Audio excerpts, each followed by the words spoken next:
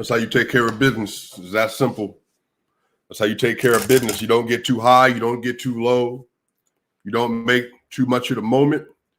You take care of business. You show up to Miami. You lose a game in Denver in game 2. The team, they don't play great defense, not good on off-ball switches. You're losing people left and right. And tonight, the Denver Nuggets, they didn't play a perfect game, but they played in the 90th percentile defensively tonight. And that's what was required. If you're going to beat that team, in Miami, this is what you have to expect. And the truth of the matter is the Denver Nuggets did it. They took care of business. They did what they were supposed to do, and they dominated. And shout out to Michael Malone. Michael Malone knows this team. He knows what he has to say. He knows the culture of this team. He knows what they need to hear. And he knows that when push come to shove, he can lean in when he needs to lean in. And he chose to lean in, saying that he was questioning their effort in the NBA Finals, saying that they didn't give enough. They were losing men left and right. They weren't paying attention to details, really basic stuff, basic switches, basic things, basic action. They were missing repeatedly. And then he did what he was supposed to do. They went to the film session, and they came out, and they dominated. The Denver Nuggets dominated this game tonight. And that's what they had to do. They had to set the tone from the beginning of the game, and they did. They absolutely did.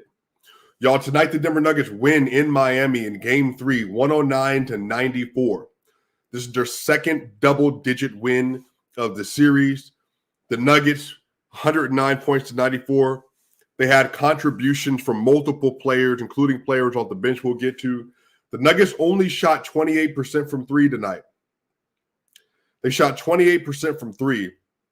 They shot 51% from 2, 81% from the line on 22 of 27, and they only made 5 of their 18 three-point shots. The game could have been even worse. I'll say it like that. It could have been an even worse game. But they couldn't hit their shot. The Nuggets had 13 turnovers largely in the fourth quarter, got really sloppy when they were up 21 points. The Nuggets had 28 assists to the Heat's 20. The Nuggets dominated the boards, 53 rebounds to the Heat's 33, 13 rebounds to the Heat's offensive rebounds to the Heat's 10 offensive rebounds. The Nuggets were everywhere. They were swarming the Miami Heat. And, of course, you would know it. The Nuggets had some spectacular performances today from a couple of players. Historically great performances from a couple of players. Like, you're gonna remember this game, not just this year. You're going to remember this game next year. You're going to remember this game going into the season. You're going to remember this game for the rest of your life. Because for the first time, not just in finals history, not just in playoff history, but for the first time in the history of NBA basketball, 2 players on the same team had 30-point triple-doubles. 2 players on the same team had 30-point triple-doubles for the first time in any game, in any context, in NBA history. Once again, in the 76, 77 years of NBA basketball, you have 2 players, not Kareem and Magic, not Jordan and Pippen, not Shaq and Kobe, not Bill Russell and Cousy, not whoever you want to go to, Wilt and Jerry West, Wilt and Jerry West and Elton Baylor, not anybody you can contrive and think of. Nobody. Steph and Draymond, whoever you want to put on the board. Tim Duncan and Manu, Tony and Manu. Go up and down the board. There was never a time in the history of this league where 2 players had 30-point triple-doubles, and Nikola Jokic and Jamal Murray just did it in the NBA Finals in a must-win game that I think was a must-win game. Jamal Murray and Nikola Jokic in the NBA Finals have 30-point triple-doubles. You're going to tell your children about this. You're going to tell your grandchildren about this. The time, if you're Serbian, if you're an international supporter, if you're in Mongolia, South America, wherever you may be, Austria, Australia, Africa, you're going to be able to tell your children all across the world the time you witnessed the first players in NBA history put up 30-point triple-doubles. And they needed it. They needed it in order to get over the top to get them and to win this game. That's what was required. And again, it was a comfortable win. They won by 15. They were up 21 in the fourth quarter. But when you're having these conversations about greatness, yeah, buddy, you're going to remember the duo. But going into the season, people said that Anthony Davis and LeBron were better. After the trade deadline, Devin Booker and Kevin Durant were better. Before the season, Chris Paul and Devin Booker might be better. Jaylen Brown and Jason Tatum are better. James Harden and Joel Embiid are better. There were multiple players that teams and players and coaches and fans and media were putting ahead of that duo. But for the rest of time, as long as the NBA matters in world history, you're going to have to tell the story of the two players with 30-point triple-doubles, and they came out of Denver, Colorado. One is from Kitchener, Canada, and the other is from Sombor, Serbia, and they're forming maybe, at the end of their career, the best international duo of all time. Easily second to Tony or Manu and Duncan. Easily. So this really is incredible, man. Like, I'm not even like I'm happy to the point where like the Denver Nuggets took care of business. That's how I feel. Like, I don't feel overjoyed. I feel like this is the team that needed to win that game. They knew they needed to win, so they did their job. They played defense. They committed to playing excellent offense. They withstood every punch the Heat threw at them. They discombobulated them offensively and defensively, and they took care of business. Tonight, y'all, per cleaning the glass, the Denver Nuggets had a 119.8 offensive rating. They held the Heat to a 102.2 offensive rating. The Denver Nuggets had a 119.8 offensive rating and held the Heat to a 102 offensive rating. Another great stat, how great the Nuggets were. The Denver Nuggets were 20 of 29 at the rim today. They had 29 shots at the rim, 20 of 29 for 69%. Their defense, Jokic anchored defense, was so good at the rim. The Miami Heat shot 8 of 23 at the rim today. 8 of 23. The Nuggets made 12 more twos at the rim than the Miami Heat did, and that's the easiest place to score in the game. The Denver Nuggets had a 109.4 offensive rating in the half court today, which is phenomenal. The Heat had an 88.8 offensive rating, which is not good at all. The Nuggets in transition today, off of steals, they actually didn't do super well today in transition. Off a live rebound, the Nuggets had a 111 offensive rating, and off of steals, they only had a 66. Not a lot of steals, though. So in transition, they weren't even killing it today. The Heat were actually better in transition all around with a 110 offensive rating to the Nuggets 100. But their half-court offense was blazing today. The Nuggets were great, man. The Nuggets, they were in the 87th percentile in terms of their mid-range shooting. They shot 16 for 33 from mid-range. The Nuggets didn't hit their threes, but they were dominant everywhere else, man. So that's it, bro. That's it. Yeah, man, the Nuggets are two wins away from winning an NBA Finals. I want y'all to repeat that to yourself. Say it with me. The Denver Nuggets are 2 more wins away from winning an NBA Finals for the first time in franchise history. There's more work to do. There is more work to do. But the Nuggets have 4 more games to win 2. The Nuggets have 4 more games to win 2. That's huge. That is huge. So they got to get their rest, come back Friday, take care of business. But, y'all, let's talk about the highlights of the game, man. Nikola Jokic tonight, through the whole playoffs, he's been solidifying that he's the best player in the world. Through the whole playoff, regular season, y'all know where I stood. I was very clear that a player averaging 25, 12, and 10 on 70% true shooting led the NBA in plus minus. Historically great shooting and scoring season. Like you don't run across those often. And he was the best player in the league, played 69 games. I made the argument that he was the MVP basically from really the end of December, really basically from January through the entire season. I thought he was the clear best player in the world. But yeah, didn't win the MVP. But Jokic decided that he wanted to focus on other things. And so Joker tonight, 44 minutes played, one of the most well-conditioned athletes in the NBA. Joker had tonight 32 points, 21 rebounds, and 10 assists on 12 of 21 from the field, 1 of 2 from 3, 7 of 8 from the free throw line, with 2 blocks, and he was a plus 15 in the game that the Denver Nuggets won by 15 points. Nikola Jokic was exceptional. This is Nikola Jokic's third career 30-point, 20-rebound, 10-assist playoff game. Nikola Jokic now has more 30-20-10 games in his career in the playoff than any other players in NBA history combined. Jokic has 3 30-20-10 games. Now in the series, Nikola Jokic is averaging 33.3 points a game, 14 rebounds a game, 9 assists per game, and he's shooting 59% from the field, 44% from 3, and 85.7% from the free throw line.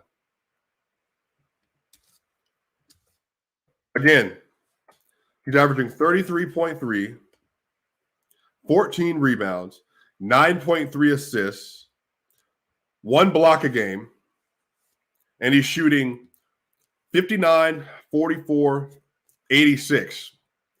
59, 44, 86 for the best player in the NBA. So, yeah, I mean, we're just witnessing greatness. I mean, that's really the best way to say it. This entire playoff now, Jokic is averaging 30.5 points per game, 13.4 rebounds a game, 10.1 assists per game on 39 minutes, and he's shooting 55, 47, 80. 55, 47, 80. Nikola Jokic, 31 points, 13 rebounds, 10 assists, 55, 47, 80 splits over the course of the entire playoffs. Yeah, again, you can't diminish or talk down on how great Joker's been. You can't even overstate it. Like, it's so good. It's so beyond the pale. Like, it's unconscionable.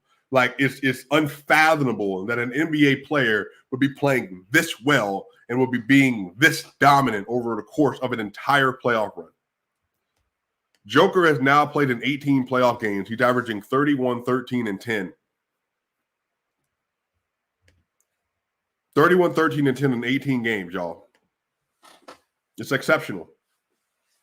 Joker was dominant tonight. He was the maestro tonight. He was passing crazy tonight. He was rebounding exceptional tonight. He was scoring great tonight. His defense was excellent tonight.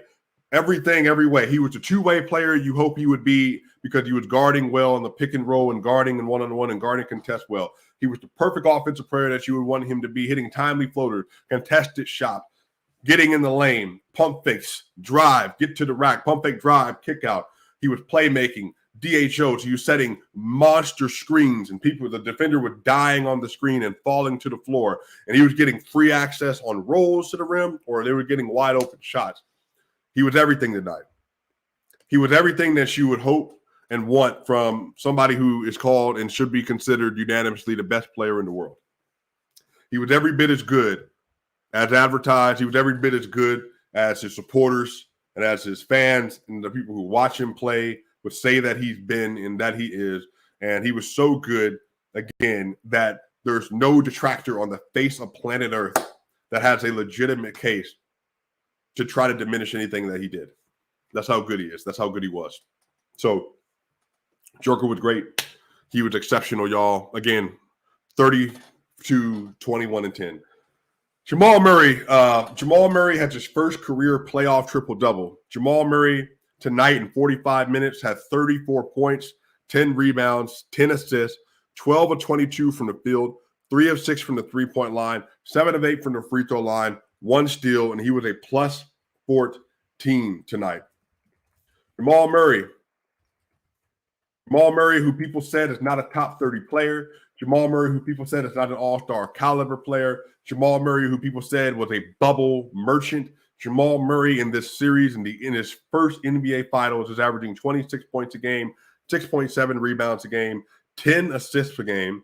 He's shooting 50.8% from the field, 38% from 3, and 91% from the free throw line. He missed his first free throw today, 91% from the free throw line. He did a plus 21 in the series. 26, 7, and 10 assists. 51, 38, 91 splits. And Jamal Murray is like that tonight. He was incredible as a decision maker, incredible as a playmaker, incredible as a driver, incredible as a shot creator. And he wasn't being selfish. He shot the ball 22 times tonight. Joker shot the ball 21 times tonight, but it just called for that. They were responsible for the Nuggets. The first 45 points the Nuggets had, Jamal Murray and Nikola Jokic were responsible for the first 40. The first 40. They were excellent tonight. Aaron Gordon tonight only had 11 points, but he had 10 rebounds and 5 assists. He had 34 minutes played, 11, 10, and 5. He was 5 of 10 from the field, 1 of 4 from the free throw line. Again, could have been an even bigger lead. He was a plus 16 tonight, and his defense was exceptional. Jimmy Butler tonight had 28 points, but guess what? He was 11 of 24 from the field to get those 28 points, 1 of 4 from 3, 5 of 6 from the free throw line was a minus 11. Yeah, he was great in spots, but every time Aaron Gordon would line up against Jimmy Butler, he gave Jimmy Butler problems. There is really only one play where Aaron Gordon tried to get it underneath the screen, ended up dying. Jimmy Butler stepped back and hit a three. But outside of that, there really was no play from AG tonight that wasn't great. And so he was excellent tonight. He was incredible. Let me get to Michael Porter Jr. because there's a lot of stuff kind of happening right now in the comment section and Twitter. I mean, I'll tell you this right now. I think it's so interesting, the dynamic with Porter, because Porter is not hitting his shots right now. But I also want you to understand how many players in NBA Finals history that are considered high-level players don't perform in their first finals. And that's kind of how it works. Like, it's the intensity, it's the physicality, it's the moment, it's the environment. Sometimes it takes you a while to catch up. Porter, guess what? He had a great game one, two-way game. Didn't shoot the ball well, but had 14 points and 13 rebounds. He was great two-way. Game two, he was bad on offense and bad on defense. But today, Porter was good on defense. Today, Porter rebounded. Today, Porter did his best to try to get rebounds, to get hustle. The only points he scored tonight were putbacks, was a putback off of a rebound. So, no problem. People are upset at Porter. Porter had 2 points and 7 rebounds and 1 of 7 shooting. He was a plus 11 tonight. He was a plus 11 because guess what? When he's out there with the starters, they're just good. They're great. Porter is second, I think, in the NBA playoff in plus minus still. He might be third to Jamal Murray now, but I know he was second coming into the finals. Porter has had amazing playoff moments so far. He hasn't played great yet in the first 3 games, but guess what? The Nuggets are up 2-1. Again, you can argue if he had a great game 2 or a good game 2, they're up 3-0. But again, I understand that. So you absolutely want Michael Porter Jr. to play well, and he will play better. But this is what I want y'all to understand. We, the Nuggets, would not be here if Michael Porter Jr. hadn't played as well as he had on both ends of the floor through the entire playoff run. Because even tonight, when Jimmy Butler went at Porter, Porter won those matchups. When they tried to take Porter off the dribble, Porter mostly won those matchups. When Porter was posted up on defense, he mostly won those matchups. Now, he got lost off ball once, I think in the first quarter where he didn't come up. He got lost off ball again at one point in time. But again, I count those 2 mistakes. But for the most part, he played really good defense. So, but the reason he didn't play was because the Nuggets have the luxury of being able to throw an absolute dog out onto the court. Again, coming into the season, remember when the Nuggets drafted Christian Brown and Peyton Watson and they got KCP and Bruce Brown. Y'all probably remember the video I made. I think I said the Nuggets are wing rich. They're wing rich. Well, that's because the Nuggets now had a multitude of defenders that was 6'5" to 6'8", that are great defenders, great two-way players, and great hustle players. And Christian Brown, I'm gonna get to him before I finish the starter, was exceptional tonight. Because KCP, another game, didn't shoot well. 6 points, 3 rebounds, 1 of 4 from the field. 28 minutes, but guess what? KCP was a plus 12. Why? Because that's the most dynamic starting 5 in the NBA. Everybody was in the double-digit pluses today. But off the bench from the University of Kansas, Christian Brown had 15 points, 4 rebounds, 1 assist. He was 7 of 8 from the field. He was 7 of 7 from 2. And Christian Brown was a plus 2 because he stabilized the bench. And when the starters were feeling really iffy, Christian Brown came in and made momentum-changing plays. His defense was impeccable tonight. his offense, his rim cutting, he was so key to the Nuggets in the third quarter because he was slashing to the rim and creating for others, slashing to the rim and creating disparities in the zone. And so when they would collapse on Joker would have the ball on the left post, like the little left post area, and then he would literally throw it to the right wing because Christian was diving, sprinting to the basket, and getting layups. He tried to dunk on Bam Adebayo, got fouled by Kyle Lowry on the play. Christian got a steal off a Jimmy Butler errant pass and tried to get the ball to Duncan Robinson and jammed it home. Christian went at Jimmy Butler in transition, nutted up, and finished over Jimmy.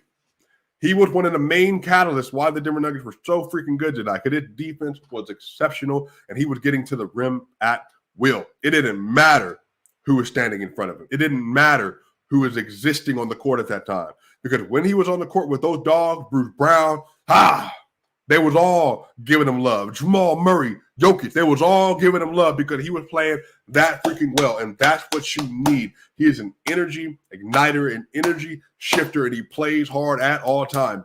Shout out to Christian Brown, Alex Caruso with great hair. I told y'all before when he came into the season, he's a two-way player, and we saw Christian Brown. For everybody that might just be getting familiar with Christian Brown, this all started for Christian in Game 2 of the season. Why do I say that? Game 2 of the season, they're in Golden State. They had lost in Utah the night before. Christian Brown, Bruce Brown starting a point guard, comes into the game. Jordan Poole tries to hedgy tween, get by him. Christian strips him.